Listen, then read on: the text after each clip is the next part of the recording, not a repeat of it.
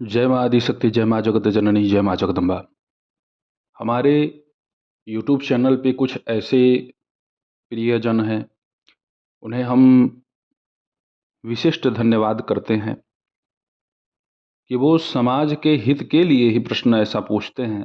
कल हमारे शिष्य ने हमसे कहा कि गुरुजी, एक व्यक्ति हैं, उन्होंने चैनल पर कमेंट किया है कि माता के नवार्ण मंत्र और नवार्ण महामंत्र पर प्रकाश डालें।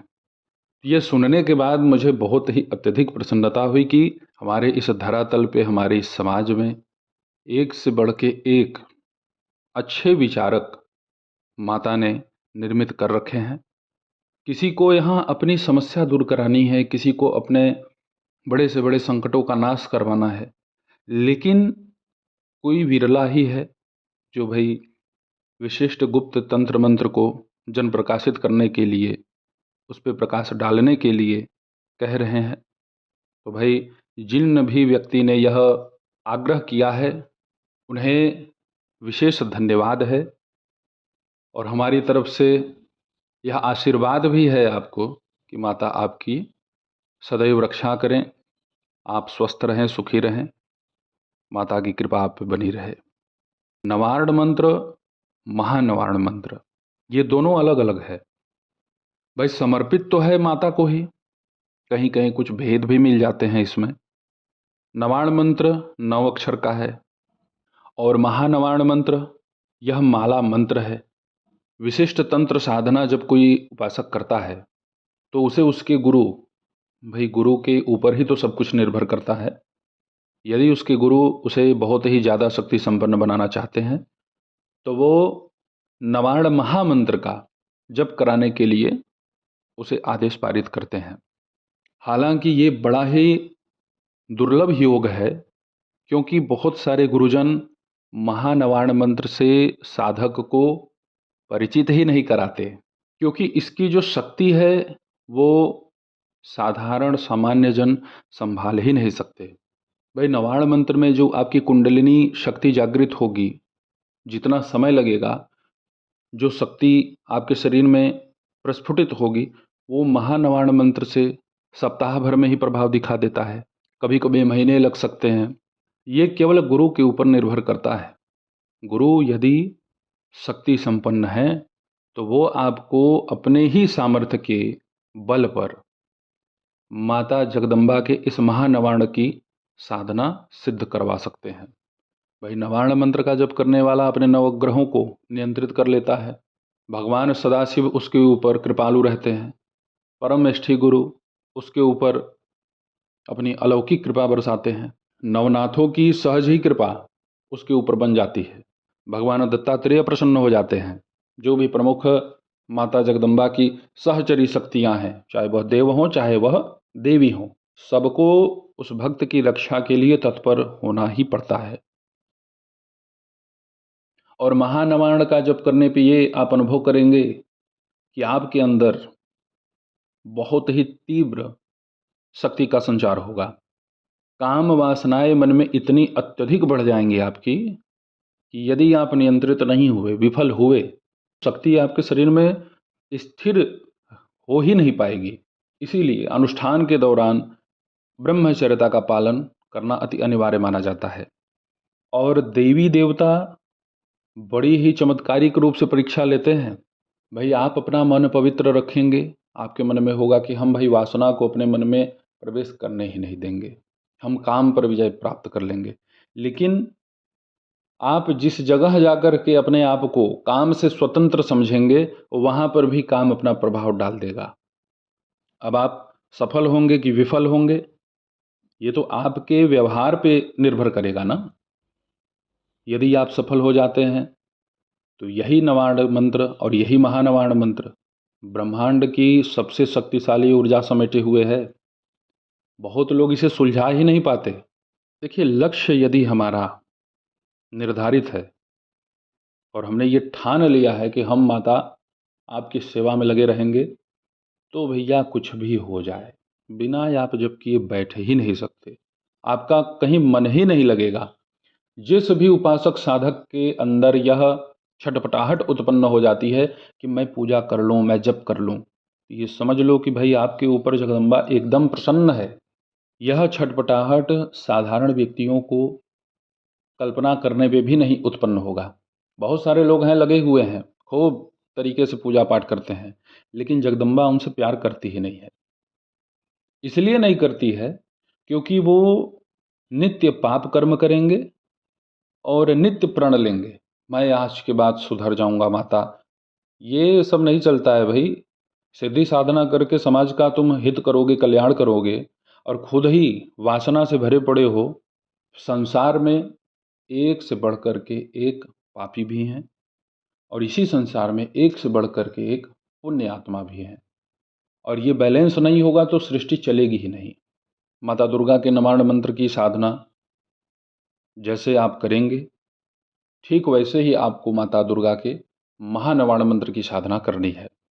लेकिन महानवार्ण मंत्र हो चाहे नवार्ण मंत्र हो, इन दोनों मंत्रों के जप करने के पहले ब्रह्मा विष्णु रुद्र इन तीनों का आपको चिंतन मनन कर लेना है।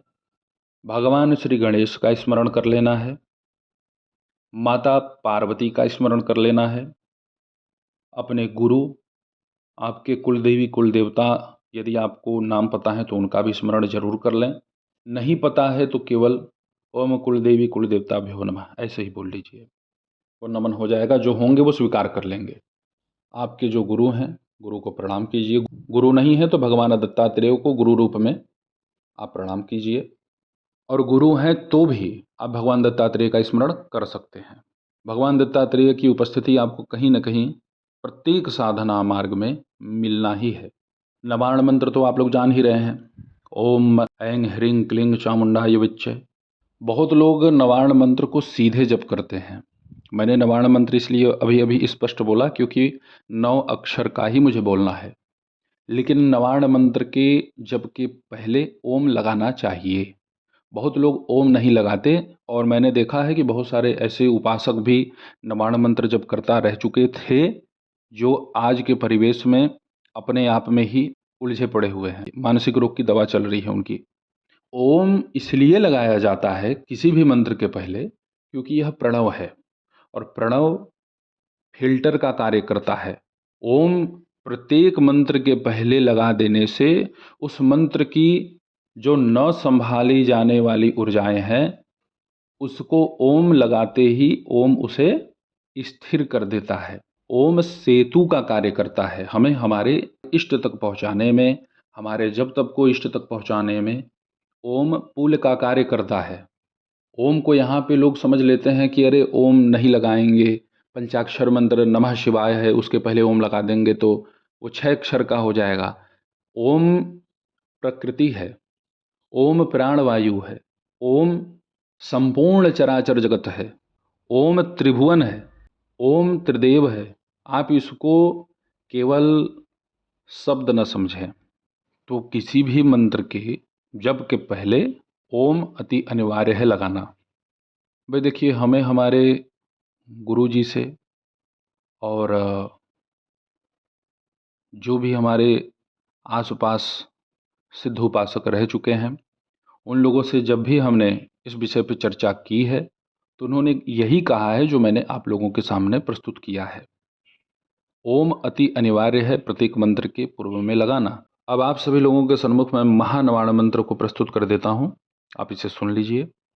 ओम मैं ह्रीं क्लीं महादुर्गे नवाक्षरी नवदुर्गे नवात्मिके नवचंडी महामाये महामोहे महायोगे निद्रे जये मधुकैटभ विद्राविणी महिषासुरमर्दिनी धूम्रलोचन संहंत्री चंडमुंड विनाशिनी रक्त बीजांतके निशुंभ ध्वंसने शुंभ दर्पघ्नि देवी अष्टादश बाहुकी कपाल खटवांग शूल खड्ग केटक धारिणी छिन्न मस्तक धारिणी रुधिर मांस भोजने समस्त भूत प्रेतादि योग ध्वंसिनी ब्रह्मेन्द्रादि स्तुते देवी माम रक्ष रक्ष मम शत्रून नाशय ह्रीं फट ह्रूं फट ओम ऐं ह्रीं क्लीं चामुंडाय विच्चे। ये मंत्र दुर्गा नवार्ण महामंत्र कहा जाता है। इसमें ऐसी ऊर्जा समावेशित है जो आपकी हर प्रकार से शीघ्र मनोरथ पूर्ण करती है। माँ की कृपा भी आपको सहजता से प्राप्त हो जाएगी, और जितने भी आपके शत्रु हैं, जो भी भूत प्रेत आदि अभिचार की समस्या आपके ऊपर बनी हुई है या बनाई गई है, नई है, पुरानी है, पता नहीं कब की है, आप भी नहीं जानते, वो सभी के सभी माता जगदम्बा भस्म कर देती है। माता का नवाण महामंत्र जप करने के पहले आप नवाण मंत्र का या माता दुर्गा के बीज मंत्र का कम से कम 1.25 लाख जप पहले कर लीजिएगा। नवाण महामंत्र का जप सीधे सीधे नहीं होता है, बहुत ही तीव्र शक्ति इसमें समावेशित है। जैसे आपने सुन रखा होगा दुर्गा जी के सिद्ध कुंजिका स्तोत्र के विषय में। सिद्ध कुंजिका स्तोत्र में जो मंत्र है वह मंत्र साधारण नहीं है और इसका जप करने वाला भी साधारण नहीं होता, लेकिन उसकी ऊर्जा बहुत लोग संभाल नहीं पाते। तो जैसे सिद्ध कुंजिका स्तोत्र का मूल मंत्र है, वैसे ही नवाण महामंत्र है। वही ऊर्जा, वही शक्ति समेटे हुए है। और इन साधनाओं में जरा सा भी चूक हो जाए, ब्रह्मचर्या का खंडन हो जाए, नित्य भोग न लगे, धूप दीप अगरबत्ती में कोई आप कभी कमी कर दें, जिस उपचार से आप साधना प्रारंभ किए हैं उन उपचारों को नित्य साधना में प्रयोग करना ही होगा। माता दुर्गा का जैसे आप पूजन करते हैं, ठीक वही पूजन इसमें भी होगा। मैंने पहले ही देवी देवताओं की चर्चा आप लोगों के सम्मुख कर दी है कि किनका स्मरण आपको अति अनिवार्य करना है। उसके बाद आप नवाण महामंत्र का जप कर सकते हैं। इसकी सिद्धि प्राप्त करनी है तो कम से कम 1.25 लाख इसका जप आपको करना ही होगा। कली काल है, कलयुग में मंत्र जागृत होते हैं 10,000 पे ही, लेकिन उसे अपने लिए पूर्णतया कार्य सिद्धि में प्रयोग करना वो 1.25 लाख के बाद ही होता है। नवार्ण मंत्र और महानवार्ण मंत्र में आपने अंतर समझ लिया है। माता की अति ही विशिष्ट ऊर्जा अपने अंदर यह मंत्र समाहित किए हुए है। तो इसका जब कुश के आसन पे आपको बैठ के करना है, पूर्व दिशा की तरफ अपना मुख कर लें, उस पे लाल आसन भी आप फैला दें। माता का प्रतिमा निश्चित ही होगा भाई, ऐसा तो है नहीं कि किसी के घर में दुर्गा माता का तस्वीर ना हो, यह तो असंभव ही है भाई। जो सनातनी है, जिनके अंदर देवी देवता के प्रति आस्था है, अटूट अगाध विश्वास है, उनके यहाँ तो देवी देवताओं का छवि मिल ही जाएगा। तो आप अगरबत्ती चाहे धूप ले लें, कपूर से माता की आरती जरूर करें, तो आप सभी लोगों का इससे शुभ होगा, हित होगा। साधना करते समय क्रोध से बचें, ज़्यादातर मौन ही रहें, ब्रह्मचर्या का अखंड पालन करना होगा। यदि पत्नी है आपकी घर में तो कम से कम अनुष्ठान पूर्ण होने तक आप ब्रह्मचर्या का पालन करें। इसमें कोई विनियोग, न्यास इत्यादि नहीं है। यदि आपकी न्यास और विनियोग करने की इच्छा है तो नवाण मंत्र में ही जो विनियोग और न्यास इत्यादि दिया हुआ है, आप उसको करके नवाण मंत्र के जगह महानवाण मंत्र का जप कर सकते हैं। तो ऐसे ही आप सभी लोगों की सेवा में मैं उपस्थित होता रहूँगा दिव्य चमत्कारिक विषयों के साथ। तब तक आप सभी अपना ध्यान रखें, सुखी रहें, स्वस्थ रहें। जय माता दी, हर हर महादेव।